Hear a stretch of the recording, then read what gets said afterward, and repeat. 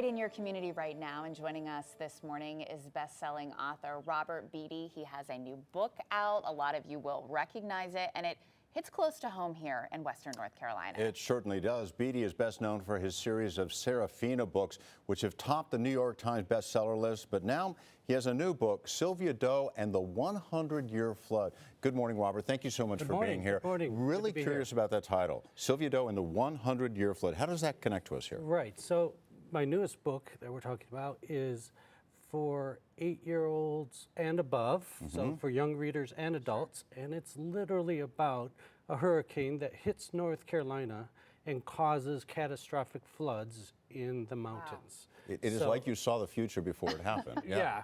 And so I wrote it a few years ago, and it just got published earlier this month, and it's very much set in North Carolina, and it's about the rivers flooding and houses being destroyed. And the main character is a 13-year-old girl who loves horses, and she has to go rescue other horses and rescue people on horseback. And it's a mystery adventure. It's not as bad as the real thing that happened. Yeah.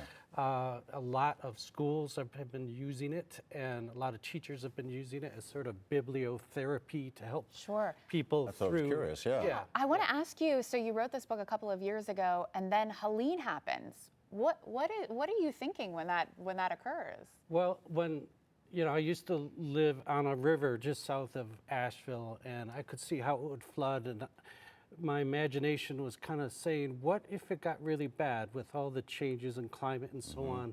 What if a bad hurricane came real close? And that's, I was trying to create a story, a mystery adventure story, but then to see it really unfold in real life was really shocking. And I felt kind of guilty about it somehow, it didn't feel right. So on that guilt, that led you to want to do something as a result of this. Will you tell us about that? Yeah, that's exactly right. So what I decided to do was donate 100% of my earned royalties on the book to Hurricane Helene relief efforts to the people in Western North Carolina. So every book that we sell, 100% of my part of it goes to the relief. What an amazing contribution. So Thank you. Thank you. What is the response of your readers to the book, and then the fact that you're making this donation? Yeah, so a lot of people, I've been talking to a lot of people at our big book signings all around the region, and people are really loving the book. They feel it's weird, surreal. Many of them were reading it while the hurricane was happening, with a flashlight. But others, for example, a lot of students and teachers and kids in schools and grandmothers with their granddaughters and so on have been reading it, and they find that it's good to see how other people are reacting to it. They kind of have a shared experience in the story. And what a great opportunity to give a great gift for the holidays, while at the same time giving back to the community. It's twofold there. Yeah. Thank you for your Well, generosity and your great talent. Hey, and thank you for the cookies as well. Yes.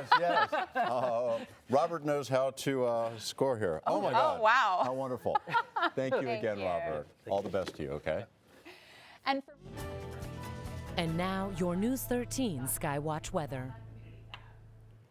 You can get more information at WLOS.com. So head over there. Thanks for the cookies, Robert. We appreciate that. I really can't wait to read your book now.